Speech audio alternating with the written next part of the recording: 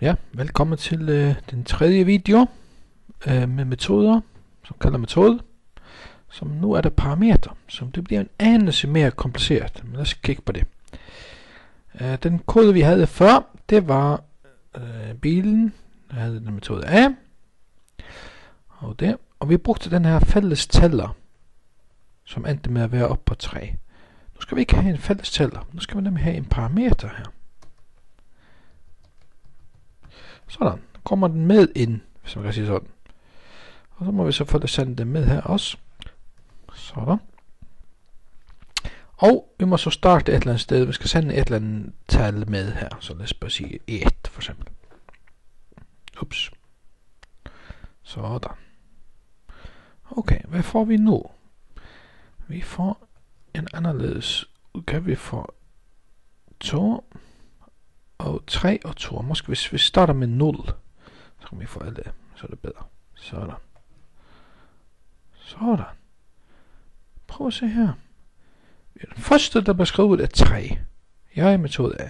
Og så kommer 2 bagefter. Og så 1. Aha. Hvordan kan det være? Ja, lad os prøve at gøre det samme, som vi gjorde før. Så koden her. Over i Paint. Sådan.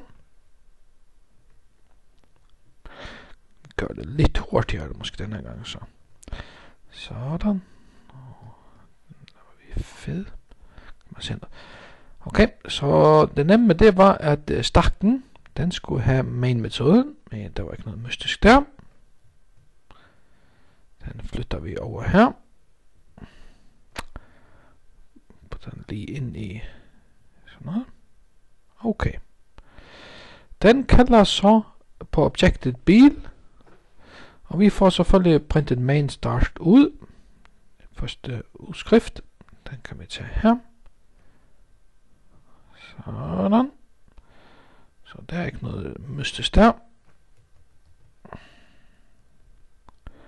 Sådan. Og vi får kalder den her metode, ja. Okay, alt godt om det. Så har vi en kopi af den.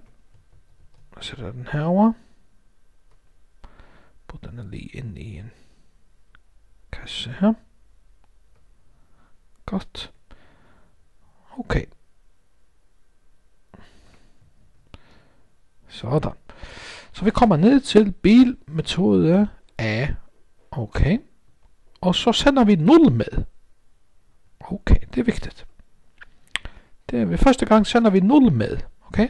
Så tælleren her, den er altså 0. Vigtigt. I det her tilfælde, så kommer vi herned. Så siger det 0 plus 1, det er 1. Så tælleren her har en værdi af 1 nu. I den her. Okay. Vi er enige om det. Tælleren her er 1 nu. Godt. Så siger vi 1, er det mindre end 3? Ja. Så metoden her, den tæller en gang til. Hvad sender den med? Den sender 1 med her. Okay. Ja, vel. Så op igen her. Sådan. Ligesom sidste gang. 1 kommer ind her. 1 plus 1 er 2. Tælleren er altså 2 nu her. Er 2 mindre end 3? Ja. Så 2 kommer ind, så kalder vi en gang til på metoden deroppe. Javel. Sådan er det.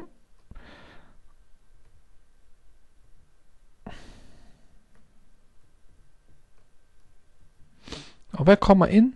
Jo, vi havde 2 blevet sat med her, så her 2. 2 plus 1, det er 3. Der står 3 her nu. Sådan. Okay, så kommer vi ind her. Er 3 mindre end 3? Nej. Okay, vi ryger ned her. Og tælleren, den er 3. Okay. Så det vil sige, at vi skal faktisk have den her kode bliver printet ud nu. Okay. Og tælleren er hvad? Den er 3 her. Så skal vi lige have kopier. Ups. Så trenderen er 3 her nu. Okay. 3, jeg er metode A. Okay, den kommer så printer og er færdig, og kontrollen går tilbage til den, og vi fjerner den her fra stakken. Okay, den er ikke med mere. Kommer vi ned her, den er færdig, kommer ned til konsol. Hvad siger konsol?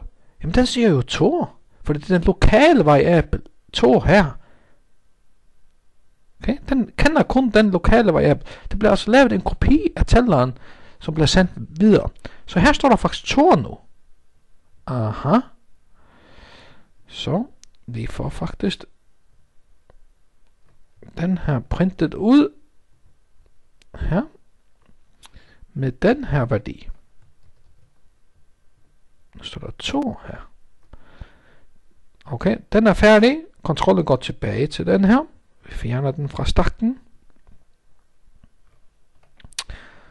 Og den metode har lige kaldt, og så kommer vi ud igen en konsol. Hvad er tælleren her? Tælleren er 1. Okay. Så tager vi den her. Og dens tæller er 1. Sådan. Okay. Og den er så færdig. Kontrollen går tilbage til main-metoden. Okay. Den er færdig med at kalde, og så siger det console write main slut der. Sådan, lad os lige prøve at se. Lad os prøve at sammenligne. Kan du se? Derfor er det, vi fik main start, 3, jeg er metode A, 3, jeg er metode A, 2, jeg er metode A, 2, jeg er metode A, 1, jeg er metode A, 1, jeg er metode A, og main slut. Okay? Så det var det. Nu har du styr på rekursion. Tak skal du have. Hej.